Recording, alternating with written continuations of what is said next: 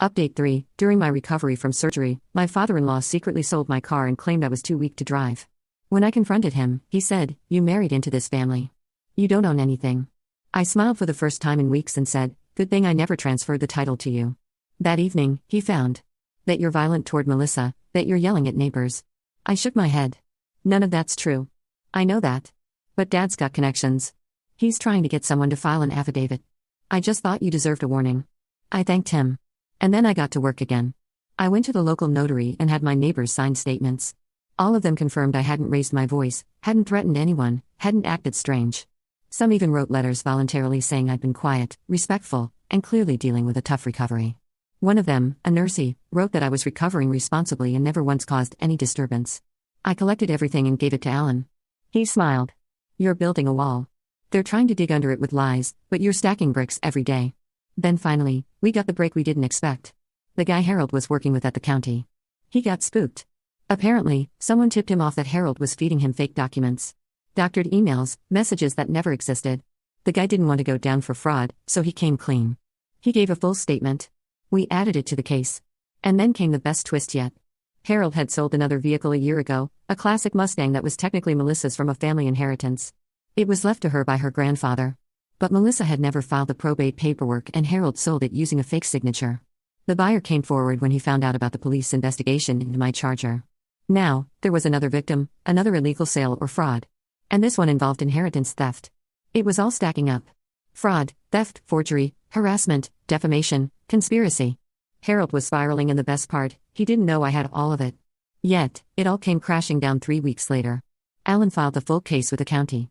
Along with the police report, the storage unit photos, the car title, the surveillance footage, the forged sale on the Mustang, and the witness testimony from the clerk Harold tried to bribe. We didn't go quiet about it either. Alan sent a legal notice to Harold's house. Registered mail, his name in bold print, big enough for any neighbor watching to see. Melissa signed for it. 2 days later, the police showed up at Harold's house with a warrant. They found more paperwork, drafts of forged documents, Melissa's signature printed and traced, bank withdrawal forms, even a fake rental agreement for my house claiming Melissa had exclusive rights. Harold was arrested for fraud, attempted grand theft, forgery, and falsifying legal records. That Mustang turned out he had also tried to file a false VIN after selling it under the table. That added another charge. Melissa tried to play dumb, but they had her voice on one of the recorded phone calls with Harold saying, "He doesn't even know what's coming." That gave her accessory charges. I showed up to court on a cane, still walking slow but steady. Harold wouldn't look at me. Melissa kept her head down. Their lawyer tried to argue that it was family confusion, that they were just trying to protect me from myself. The judge didn't buy it for a second. Harold was sentenced to 4 years in state prison. The judge called it a shocking abuse of family trust and position. Said he showed clear intent to manipulate and control through legal means. Melissa took a plea deal. She got 18 months probation, 300 hours of community service, and a permanent restraining order. The judge gave her a warning I'll never forget. "You were a grown woman who watched a man lie, steal, and destroy, and you stood by. That makes you dangerous." The title to my car was returned to me. The body shop helped restore the original paint for free. Said it was the least they could do. Even offered to detail it before I took it home. I sold it the next month anyway. I didn't need it anymore. I needed closure. I used the money from the sale to move into a better neighborhood closer to the city near Cleveland. Got a small place with no memories in it. No ghosts. I filed for divorce and won everything. Melissa's lawyer didn't even fight for much. I got the house, the savings, and my clean name. But here's where the revenge became real. The story got out. Local paper did a story on former sheriff arrested in stolen vehicle and probate fraud case. His face was right there on the front page. The article mentioned the Mustang and the attempted control of my property. The scandal spread. His old cop buddies gone silent. His reputation dead.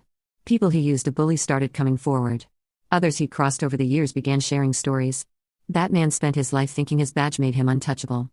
Now he was just inmate number 471,906. Melissa, she tried to get her old job back at the bank. They wouldn't take her. Word gets around fast in a town like Akron. She moved out of state a few months later. I don't know where she is now. I don't care. As for me, I got stronger. Literally finished my therapy, started lifting again. Joined a support group for men who've been financially abused by spouses or in-laws. You'd be surprised how many of us are out there. And I kept every piece of that case, every document, every photo, every letter. Not because I need it anymore, but because I want to remember what happens when someone tries to break you and you stand the hell back up. This is where our story comes to end. Dear listeners, please share your thoughts in the comments section below, and don't forget to like, share, and follow. Thanks to all for your support.